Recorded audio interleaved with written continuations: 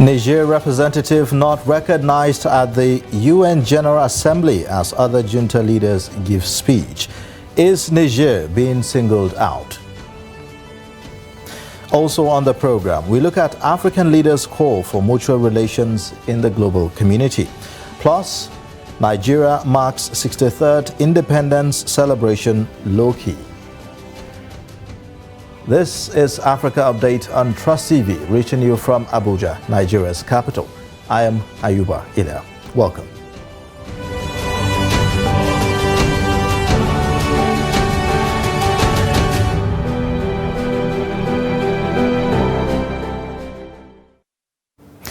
The military government in Niger has accused United Nations Secretary General Antonio Guterres of obstructing the West African nation's full participation at the UN's annual meeting of world leaders in order to appease France, Niger's former colonizer, and its allies. Spokesman for the military junta, Colonel Major Amadou Abdurrahman, says this could undermine any effort to end the crisis in Niger. The junta had wanted Niger's former ambassador to the United Nations, Bakari Sangere, who was made foreign minister after the coup, to speak on its behalf at the General Assembly. However, the military appointee did not receive credentials to attend after the deposed government's foreign minister sent the UN a letter to the contrary. Now, what does this mean for the military regime in Niger? For more perspectives on this, we have in the studio Nigeria's former permanent representative to the AU, Ambassador Bulus Lolo. Thank you so much for joining us on Africa Update. Thank you very much, Ayuba, and it is a pleasure again to be back with you, and I'm delighted to be here today. All right. Well, it appears that we have a power play here. While the ousted government of Mohamed Bazoum sends a letter to the UN saying that the tenure of the former UN representative is over, the military government in Niger wants that representative to be, as the foreign minister, represent the country. Now, why do we see the mixed, or I would say the likelihood of a confusion here? Well, I'm happy you got it right when you said power play, because that is what it is in every respect.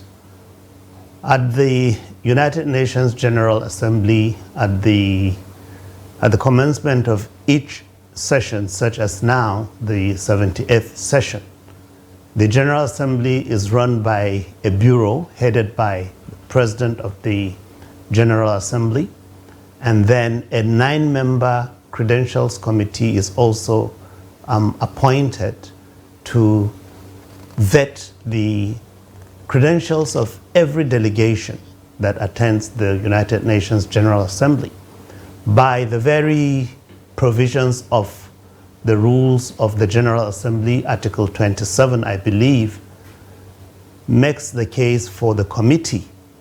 And then each delegation is required to send the list of its delegation to the General Assembly, usually signed by the head of state of that delegation.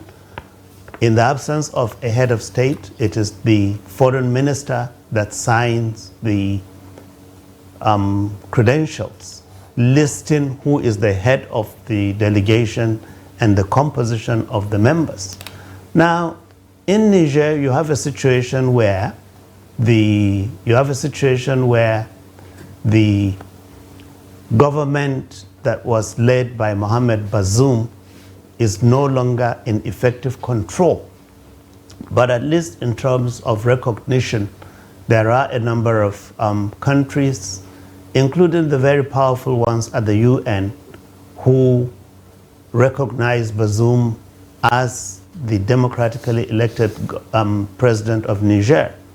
But when you have the military also controlling space in Niger, having set up what they call a government and having a structure, once they have or you receive 2 credentials, it raises the question, which is the authentic credentials to use? So if the representatives of Niger have not been given that recognition, it is because there is that conflict. But as you pointed out at the beginning, it is a power play, no doubt. It's very, very uncommon to have such things happening. Take the case of Guinea, take the case of Mali, and the case of Burkina Faso. I'm sure there has been no challenge to the delegation that was sent by the authorities of these three countries. So with that, Niger is one that has played into the politics that you find out there when there are conflicting interests. But by this action, it appears as if the UN General Assembly is pandering towards the ousted government of Mohamed Bazoum. And what would that, the implication of that be on the efforts to stabilize Niger as it is now? Again, I'll use your own word. You've said pandering, and indeed, the General Assembly may be pandering to the Bazoum administration. But don't forget that there are powerful interests out there. And until the military now controlling Niger gains that support, it will always be that the person with the greater support will receive more momentum. And this is politics at the international level. Remember that between France, the former colonial government, and the colonial power in Niger, there is no love lost with the current military. In fact, they are at loggerheads. France has had to withdraw its troops and ambassador from Niger, not by choice, but out of necessity and compulsion by the military. And if France wants to teach them back a lesson, France will stop at nothing to also recruit at the international level by mobilizing its allies and others to isolate the military, thereby further pressurizing them. But you asked, how will that impact on the normalization of relations? I think the onus is more on the military now in Niger, to win more friends. And the best way to do it is to announce a transition plan, one that will be acceptable to the supporters of the old regime and those to who may be sympathetic to the military. Once such a transition plan is negotiated, is agreed upon, then it remains for the plan to be implemented. And with that, Niger will get out of the woods again. Are you optimistic that if indeed that committee meets or sits in the month of October, will they be granting Niger that acceptance or recognition to be able to participate fully in the UN General Assembly? It's very hard to put or even speculate on what the Credentials Committee will decide. But I've said here that once you have two sets of credentials coming from the same country, but different administrative elements, as in this case, Bazoum is no longer calling the shots in Niger, but the military is also de facto running the affairs of the government there. However, they have not garnered that international support to the level that one would say automatically and with confidence that it will be resolved in their favor. Perhaps they will keep dragging. They'll keep dragging until such a time that the General Assembly will run its course. Already the high-level segment is over. So what remains now from the first week of October, the General Assembly will break into what we call committee sessions. There are 6 sessions, there are 6 committees that will be coming up with resolutions. So already Niger has lost the opportunity to make its statement at the high-level segment. All that they can do, and I don't know whether their delegates in fact are prevented or not, but it will be most unusual for the entire delegation of Niger to be locked out of the General Assembly at the 78th session. It will be most unfortunate, but that would be the price to pay when one does not act wisely. All right, well, we're going to take a short break now, and then when we return, we look at the call of African leaders for mutual relations in the international community. Join us again.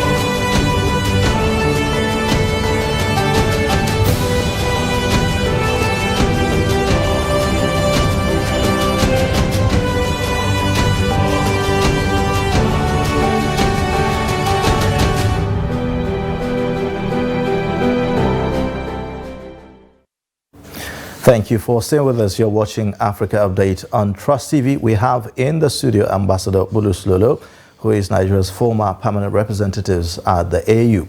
Now, at the UN General Assembly, African leaders were unanimous in their call for mutual beneficial partnership with countries in Northern Hemisphere. One after the other, they echoed each other on why Africa must be allowed a seat at the table where crucial decisions are made. One of the very vocal persons for this call is Kenyan President William Ruto, who said that Africa have come to the world not to ask for arms, charity or handouts, but to work with the rest of the global community and give every human being in this world a decent chance of security and prosperity. Ghana's President Nana Akufo-Addo blamed Africa's present-day challenges on historical injustices and called for reparations for the slave trade.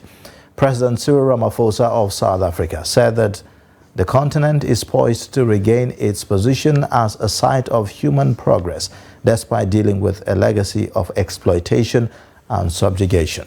Nigeria's leader, Bola Tinubu, urged his peers to see the region not as a problem to be avoided, but as true friends and partners. Africa is nothing less than the key to the world's future, says President Tinubu. Now let's get some perspectives to this as well. Ambassador, well, I'm sure you've followed all the conversations at the UN General Assembly, and the tone of many African leaders is, like we mentioned, echoing the calls for mutual relations.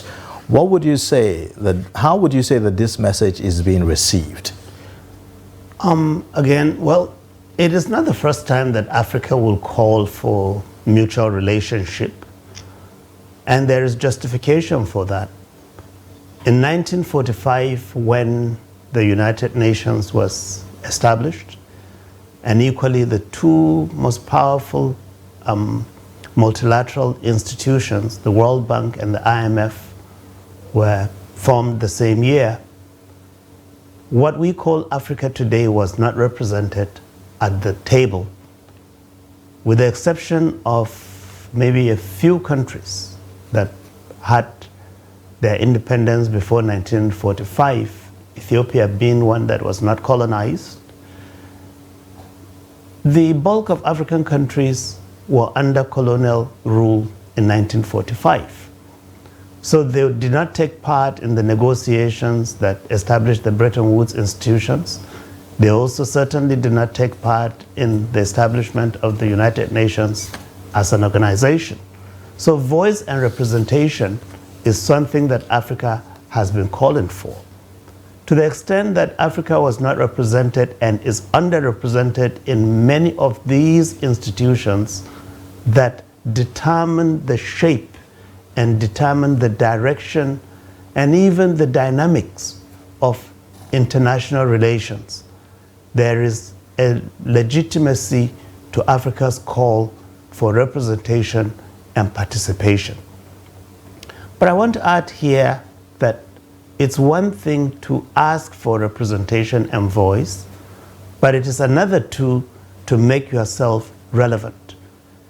And across our continent, of course, looking at most of our countries, 55, 56 of them today, you find that there is this common challenge of leadership that has dogged the continent. We haven't had leaders that really care for the people, haven't had leaders that have invested in legacies that will outlast them. Then you add to that the issue of vision. What do we see ourselves? How do we see ourselves? What do we want for ourselves for our own sake? Not someone holding a stick to your head, threatening you that if you don't act in this particular way, that stick will be brought on you, meaning punishment. Now, leadership and vision across the world have been the determining factors. And I use a country like Singapore, that in the 1960s was at the same developmental level as Nigeria. Singapore, through leadership and vision, through commitment and discipline, has worked itself into the first world. Malaysia is another country that was like Nigeria. South Korea. All of these have made that transition smoothly through a leadership that was dynamic, a leadership that had a clear vision, and a leadership that had purpose. So unless and until Africa comes up with that core of leadership that is caring, that is responsive, that is responsible, that is accountable, I'm afraid we'll continue to knock at the door, begging to be received into these processes. Whereas, if a country in Africa, you mention Kenya, you mention South Africa, you mention ours, why is Nigeria not a member of G20? At the inception of G20 in 2008, Nigeria was not invited. When BRICS was formed a year later, Nigeria also was missing. And more recently, when Nigeria attended the recently concluded BRICS summit in South Africa, Ethiopia and Egypt were admitted to represent Africa. Yeah, but we heard that with regards to the BRICS issue, is that the information given out there is that Nigeria did not apply. Indeed, we may not have applied, but you see, we tend to forget history and make certain excuses. When Bolaji Akinyemi was foreign minister, 1987, he convened a summit in Lagos that he called Concert of Medium Powers. That was at the height of the competition between the Soviet bloc, the Warsaw Pact, and the NATO Pact. The intention of the the Concert of Medium Powers was to create that buffer between the two. Equally today, if you have BRICS, there has been talk of a mint bringing Mexico, Nigeria, Turkey into a new bloc. The point I'm trying to make here is a simple one, that if we govern ourselves well, it will be for our own benefit. All right. Now, what would you recommend, for Africa to truly take its place and have a say at the highest levels of multilateralism? Well, that's the very thing I was alluding to when I talked about leadership and vision. That this beggarly mentality that we all go always, many African countries today are dependent on foreign aid. Yet, these countries are sitting on enormous natural resources that have not been tapped. When we govern ourselves well, create that space for our people, to be relevant. But we need reforms, isn't it? Sure. At the UN, for instance, people there have been several calls for decades for Africa to have a permanent seat at the UN Security Council, for instance. You know what the issue is there? Again, at the beginning of this conversation, you talked of power play. There is a general acknowledgement, quote and unquote, in the language that Britain always uses, that Africa deserves permanent representation. Now, that's one thing to say, but then how do you grant that permanent representation? Who takes the seat? This is where you know that is when people speak with both sides of their mouth. All right. Well, thank you so much, Ambassador Bulus Lolo, for joining us on Africa Update. Really, there's a lot to chew on this subject. We look forward to engaging with you later or in other episodes of the program. Yeah. Thank you. It's my pleasure. All right.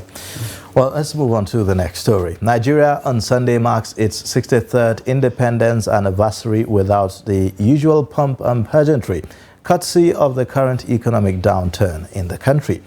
Secretary to the government of the Federation say no world leader had been invited for the 63rd independence anniversary in line with its option for a low-key celebration. However, he said low-key celebration has nothing to do with whether the country is doing well. Though on a low-key, the independence anniversary was marked in a week-long event including public lecture and national prayers with the theme Nigeria at 63, Renewed Hope for Unity and Prosperity. Take a look.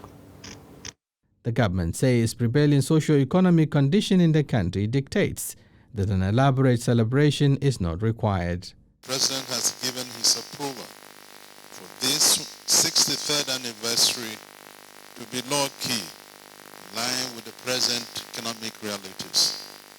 The theme of the anniversary is Nigeria at 63, Renewed Hope for Unity and Prosperity.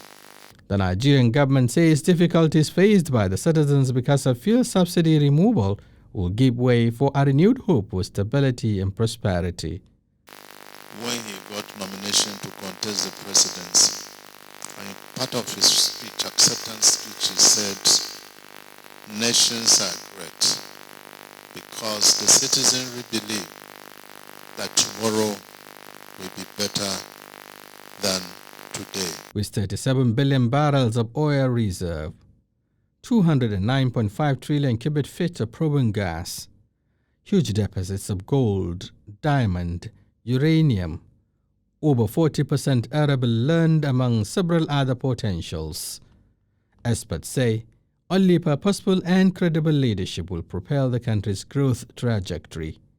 Shafiu Suleiman, Trust TV News, Abuja. All right, and that's a wrap on Africa Update for this week. You can watch more via all our social media platforms and also on our YouTube live stream. I am Ayuba Ilya. Thanks for watching. Bye for now.